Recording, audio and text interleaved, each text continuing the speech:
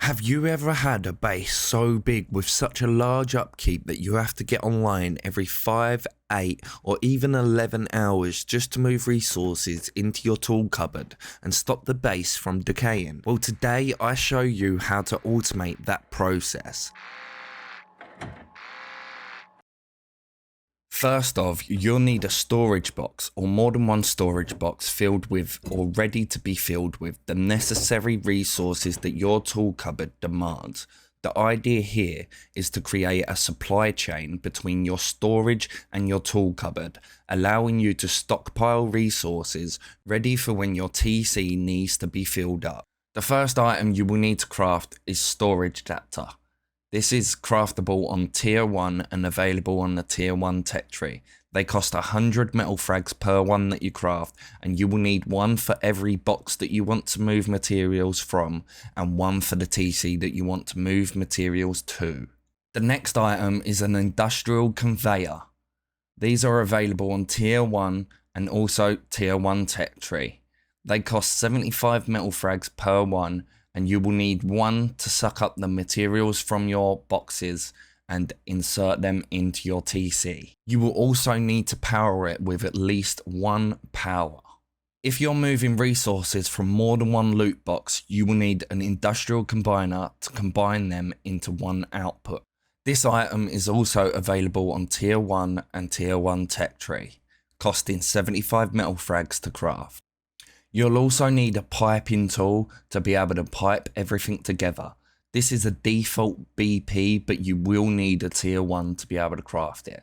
This item costs 2 high quality metal to craft. The last item you will need is a wire tool. Also a default BP, but you will need a tier 1 workbench to be able to craft it.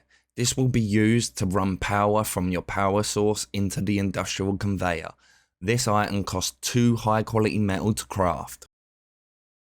To start things off, we will need to attach storage adapters to the box, or in my case, boxes you would like to store and move your resources from. You'll also need to place a storage adapter on your tool cupboard. Next, place down an industrial conveyor which will move the items for you. If you have more than one resource box like I do, then place down an industrial combiner. Using the piping tool, run a pipe from each output of the storage adapter on each box into the combiner. Make sure to do it from industrial out, otherwise this system will not work correctly. Once both inputs are in the combiner, take that output into the input of the industrial conveyor. Connect the output of the conveyor to the storage adapter on the tool cupboard. Lastly, connect at least one power to the conveyor. Now we need to check our TC. I require 114 high quality metal to be able to upkeep my base. I'll then go to the conveyor and set up a filter to move high quality metal.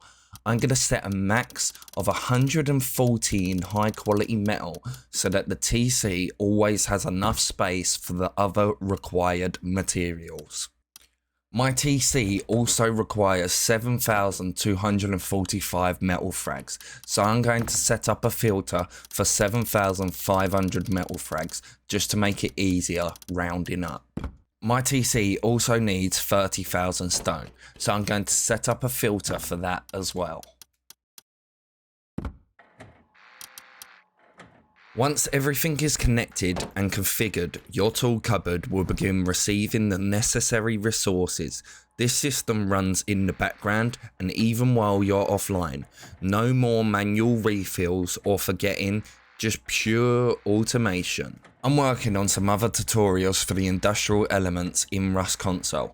If this video helped you in any way, please check out my last video that's on screen now, and also leave a like, comment and maybe even subscribe. Until the next one, peace.